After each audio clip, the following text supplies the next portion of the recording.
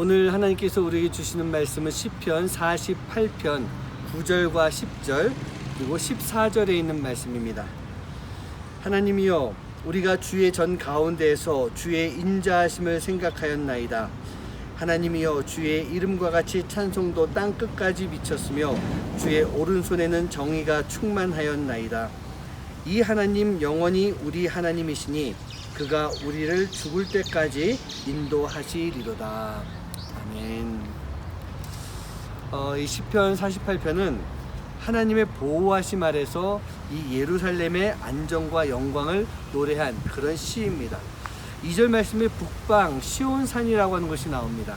1절과 2절에서 이 북방과 시온산에 대한 표현을 하나님의 성이다, 거룩한 산이다, 그리고 터가 높고 아름다운 큰 왕의 성이다 라고 그렇게 표현하고 있습니다.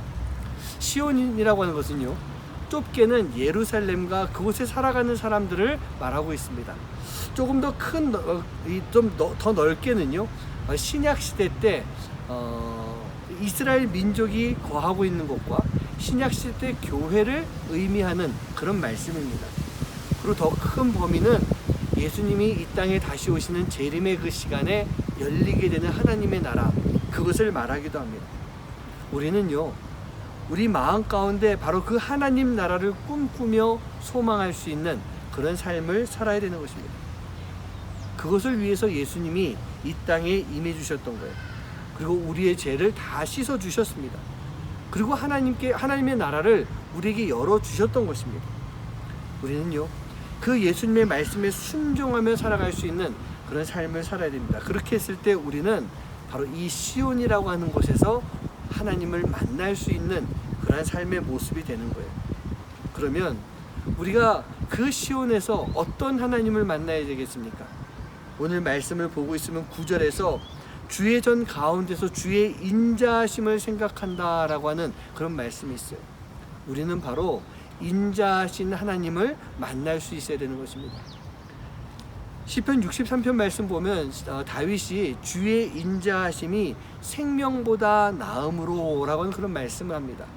하나님의 인자하심이 지금 나의 생명보다 더 귀하고 더 나은 것이다.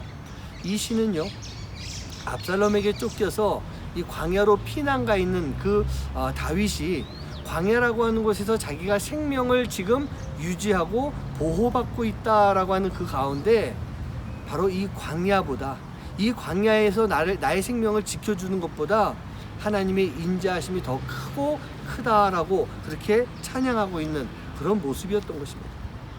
우리 하나님이 어떤 분이십니까? 우리의 생명을 주관하시는 분이시고 나의 생명을 맡겨도 되는 분, 바로 인자하신 하나님이시라는 얘기예요. 우리는 바로 그 하나님을 만날 수 있는 그런 삶이 되어야 됩니다. 10절 말씀에서 보니까요, 주님의 오른손에 정의가 찼다라고 하는 그런 말씀이 있습니다. 우리는 시온에서 바로 정의로운 하나님을 만나야 됩니다. 여러분, 정의라고 하는 뜻이 뭔지 아십니까? 진리를 따르는 것입니다. 바른 의를 말하는 것입니다. 개인 간의 올바른 도리로서 사회와 공동체를 유지시켜 나갈 수 있도록 하는 것, 그게 바로 정의란 얘기예요. 하나님의 오른손에 정의가 가득 찼다라고 하는 것은 우리가 바로 그 하나님을 만날 때 내가 하나님의 자녀로서 그 삶을 유지할 수 있다라는 것을 의미하는 거예요. 하나님은요, 그 하나님의 나라를 유지하기 위해서 예수님을 통해 우리에게 그 의를 가르쳐 주셨습니다. 우리가 그 하나님을 만나야 되는 거예요. 그 정의의 하나님을 만날 때 우리는 우리가 모여있는 공동체, 우리 교회, 우리 믿음의 가정을 잘 유지하고 지켜나갈 수 있는 그런 삶이 되기 때문인 것입니다. 14절 말씀에 보니까 우리를 죽을 때까지 인도하시는 하나님, 여러분, 우리가 만나야 될 하나님은요, 우리를 인도해 주시는 하나님이세요. 그 하나님을 만나야 우리가 올바로 시온에 이룰 수 있는 그런 삶이 되는 것입니다. 그 하나님이 아니면 우리는 다른 길로 가게 돼요. 세상으로 빠지게 돼요. 그리고 그곳에서 우리는 시온이 아닌 지옥을 경험할 수밖에 없는 그런 모습이 되는 것입니다. 사랑하는 나이를 배우는 교회 성도님들, 여러분 마음 가운데 시온이 어디 있습니까? 우리가 앞으로 살아가면서 우리가 바라봐야 될, 우리가 가야 될 그 시온이 어디 있습니까? 우리는 그 시온을 향해서 나가야 되고 그 시온에서 반드시 하나님을 만날 수 있는 그런 삶의 모습이 되어야 됩니다. 다시 한번 여러분들께 도전합니다. 여러분들에게 시온이 어디입니까? 기도하시겠습니다. 하나님 감사합니다. 오늘도 우리가 이 아침에 하나님의 말씀을 묵상하며 저 북방의 아름다운 시온산을 우리가 다시 한번 생각하기 원합니다.